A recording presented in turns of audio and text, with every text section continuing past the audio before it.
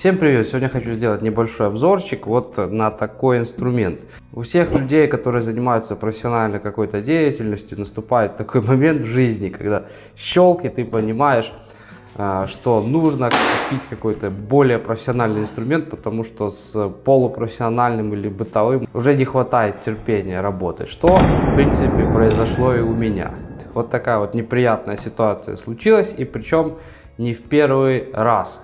То есть случилось это один раз, когда это случилось второй раз, мое терпение лопнуло. И я решил заменить инструмент. Всего лишь потому, что вот эта присоска бытовая, она меня просто в ответственный момент подвела. То есть я попал на то, что уже мне пришлось заменить ту плитку, которую я уже была уложена, то есть приклеена, и плюс ту, которую я только отрезал, намазал клеем и хотел положить. Испортил две плитки. То есть я попал как минимум на час работы. Но ситуация могла закончиться еще хуже, если бы у меня не было запаса плитки. То есть вот, допустим, и это еще и последняя плитка была. Все, и нам нужно будет следующую партию ждать еще месяц. Бывает и такое. Поэтому я решил больше не рисковать, вот такие вещи выбрасывать в мусорку и покупать более профессиональный инструмент. Вот это вакуумные присоски, точнее правильно называется присоска с ручной помпой и манометром. Давайте их поближе сейчас рассмотрим. Итак, одна Техноником, держит она 160 килограмм по паспорту. ДЛТ у нас держит 110 килограмм. Первое, кейсы. Ну, у Техноникома такой жидковатенький, такой дешманский видно. Здесь более лучший кейс, поинтересней, толстый пластик. Ну, если честно, мне вообще по барабану, какие кейсы, мне главное, какой инструмент. Может, для кого-то это важно. Так, у них здесь у всех вот такие вот, как они, заглушечки, что ли. В общем, чтобы мусор не попадал. Поработали, назад их поставили и сложили в чемодан. Так, здесь у ДЛТ в наборе, ну, вот эта смазка. Сюда вот эту помпу смазывать, резиночки все, чтобы не усыхали. Так, сейчас я их достану и посмотрим. Так, обратил я внимание на то, что манометр у Техноником очень большой, вот как видите. И если вот таким хватом брать со стороны манометра, очень неудобно. То есть рука туда не пролазит. У кого лапа еще больше, это вообще не вариант.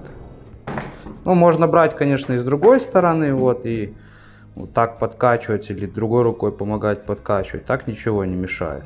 Но может тоже для кого-то важно. Здесь же у ДЛТшной вот и манометр продуманный, он маленький сделан, он как бы особо не мешает руке, если вот так ее брать. Но это тоже, я думаю, не особая проблема. Можно брать их вот так, если вы правой рукой работаете. Вот так взял, также вот подкачал, или левой рукой там помог себе подкачать. То есть не особая проблема, но может тоже для кого-то роль какую-то играет. То есть обратите внимание, вот манометр у ДЛТшной маленький, здесь побольше. И еще присоска, которую третью я рассматривал, Диам, там тоже такой большой манометр, но я ее не купил, потому что там отзывы совсем хреновые про нее были. Вот, поэтому я даже ее не рассматривал. Так, ну, внешний вид, они примерно одинаковые в диаметре. Вот этот Техноником чуть-чуть больше в диаметре, чем ДЛТ. Вот здесь у ДЛТшной вот на как бы создавать вакуум одно отверстие, которое воздух высасывает, выкачивает. Здесь их два. Вот видите, за что я говорю, что вот эту резинку надо держать в чистоте. Ее надо протирать постоянно и сверху потом, когда поработали, крышечкой накрывать желательно. Допустим, в конце рабочего дня или там смежники какие-нибудь, кто-нибудь работает, вот так оставите, все будет в пыли, в грязи, естественно, будет все выходить из строя. Как бы за этим нужно просто следить за инструментом, чтобы он приносил вам удовольствие, счастье и деньги.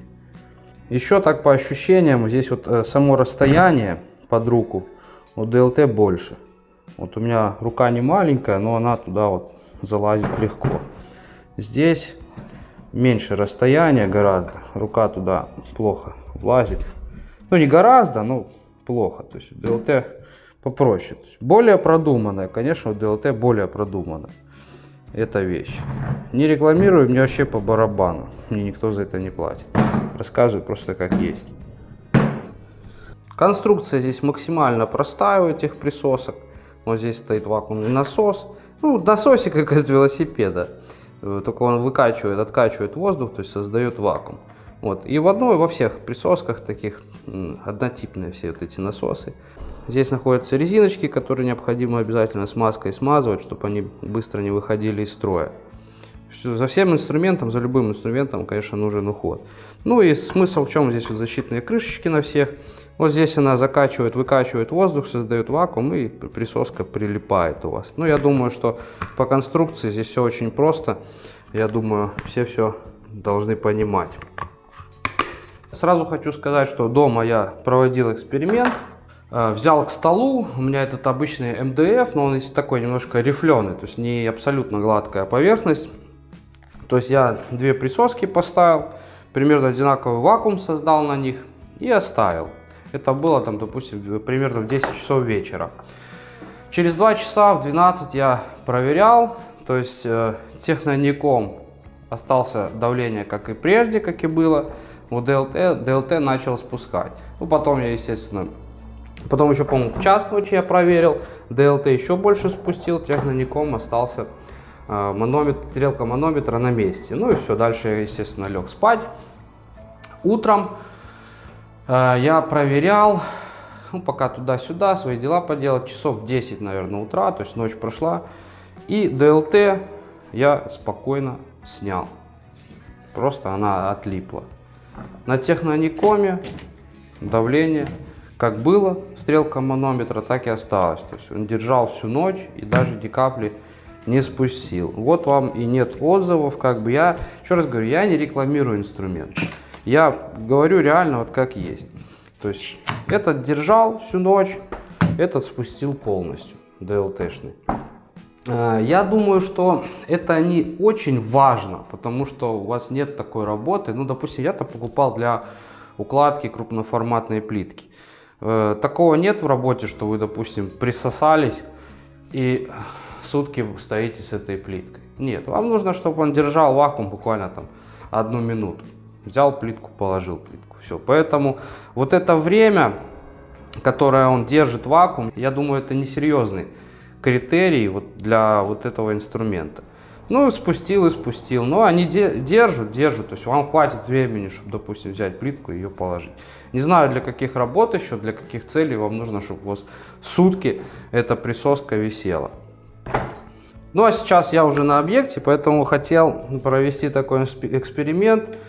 Вот даже ничего не готовился, поэтому сейчас вместе с вами мы и посмотрим, что они могут, как они себя проявят. Вот у меня есть пачка керамогранита. Опа! Блин, тяжеленькая. 60 на 60. 600 на 600. Керамогранит. И здесь где-то на пачке указан вес всей этой пачки. Сейчас я попробую найти. Где-то я видел. Так, вот. Вес есть. Значит, пачка это весит. Сейчас, секундочку. Так, пачка весит 31 килограмм. Думайте, то есть она реально тяжелая. Сейчас попробуем их поподнимать. Первое за дело возьмется у нас ДЛТ. Так, нагоняем вакуум. Кто-то вот так быстро накачивает. Ну, тут показывает мне 500 бар. Они примерно одинаково все качают. И попробуем сейчас мы этот 31 килограмм поднять. Ну, легко. Она легко поднимает, держит. Мне даже тяжело разговаривать одной рукой. Вот, я держу ее, поднял, оторвал. Ну, здесь как бы ничего вообще. Даже намека на отлипание нет. Спускается вот она, спускной клапан. Легко тоже спустили все. Ну, я думаю, что и вторая точно такие же результаты сейчас нам покажет. Вот. Мне кажется, это быстрее качается, чем ДЛТ даже. Все, тоже показывает, но здесь 500 килограмм на миллиметр, наверное, квадратный.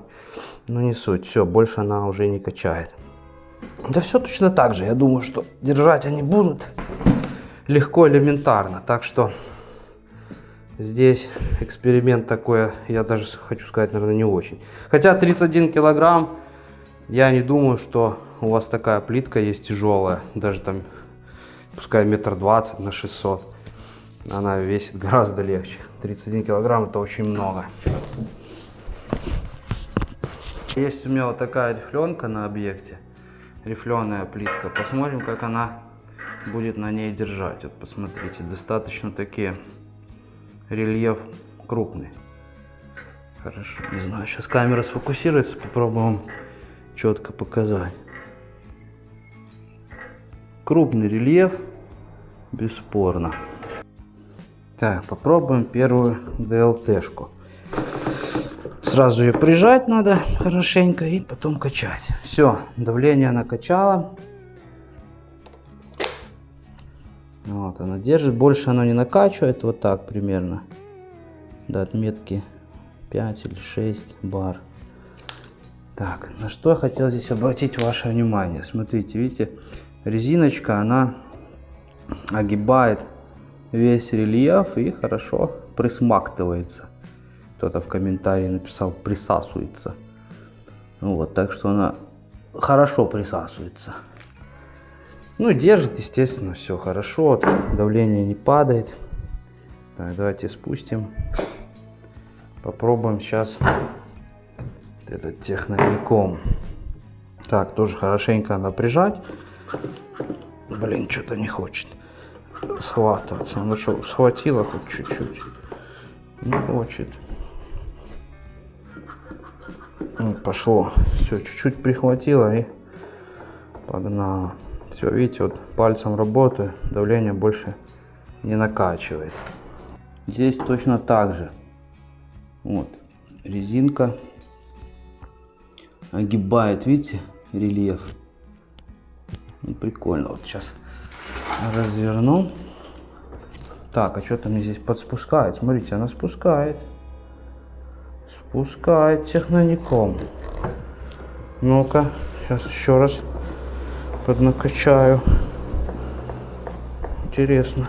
Ребят, честно говорю, я не пробовал. Сейчас прям при вас. Смотрите, как спускает. О, прикол. Это не держит. Спускает, спускает, спускает. Вот вам, пожалуйста. Вакуум держала на ровной очень долго. А на рифленке не держит. Попробую в другом месте сейчас приклеить. Ну вот, все накачиваю до максимума. Смотрим. Ну, теперь не спускает. Там, видать, что-то неудачно куда-то попало, не знаю. Но не спускает, держит. Блин, а что это было? Не понял. Нет, держит, все на месте стоит. Стрелка. Вообще не шевелится. Но я уже, стало быть, расстроился. Нет, нормально. Так, ну здесь то же самое. Вот смотрите. Резиночка аккуратненько повторяет весь рельеф. Все четко. Сейчас вторую рядом поставлю. Короче, здесь важно еще, наверное, куда-то, видно, не туда попало, не знаю, чуть-чуть. Вот и не держала. Ну, держит. Вон она до сих пор на месте стоит, не шевелится. Вот такая вот вещь. Держит. Класс. Но в любом случае, чтобы они работали долго, я просто тоже читал комментарии, там люди пишут, вот, там ломается, здесь присоска, насос ломается, все выходит из строя. Но я думаю, это все потому, что, ну, видели, как некоторые люди работают, вот так вот, когда с плиткой работают, по локоть в клею, все руки в клею, все в клею. Ну, естественно, у них, наверное, присоски такие же, а сюда, как вы понимаете, попадает песочек, какой-то мусор попадает, все резинки вот эти расцарапываются, вакуум уже не держит, ну, естественно, выходит из строя. Понятное дело, тут, наверное, еще зависит от того, как ты будешь относиться к инструменту. И самое главное, вот есть чемоданчик, есть вот эти вот колпачки защитные. Ну, одели его, отработали день, все, одели, в чемоданчик положили, чтобы ни пыль туда не попадала, ни грязь, ни мусор. Ну, работать, наверное, скорее всего, просто надо аккуратно. И тогда У меня, не знаю, у меня инструмент годами работает. Стоит только дать кому-то, обязательно сломать. Вот перфоратор у меня, например, DeWalt есть, на него как-нибудь тоже сделаю обзор. Он у меня работает уже, наверное, лет 6. У меня в руках он ни разу не сломался. Один раз я давал человеку, он тут же его сломал. И второй раз тоже давал человеку поработать, он тут же его сломал. В первый же день, в первый. У меня инструмент работает 6 лет, и в моих руках ни разу не ломался. Поэтому относиться к инструменту надо с любовью, и тогда он будет вам служить верой и правдой. И еще для информации хочу вам одну вещь сказать. Я просто поторопился, мне вот загорелось все, мне нужны присоски. Я заказал и забрал их там через пару дней.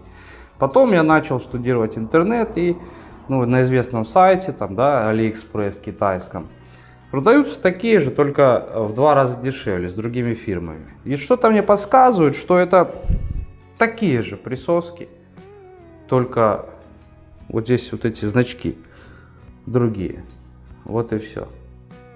Поэтому я думаю, что есть смысл, может, и в Китае заказывать, например, потому что просто дешевле, больше, чем в 2 раза. А принцип, наверное, это одно и то же. Не скорее всего, так оно и есть. Одно и то же. Просто вот здесь шильтики поменяли и чемоданчики под заказ каждая контора себе заказала. И все. А так, наверное, принцип один и тот же будет.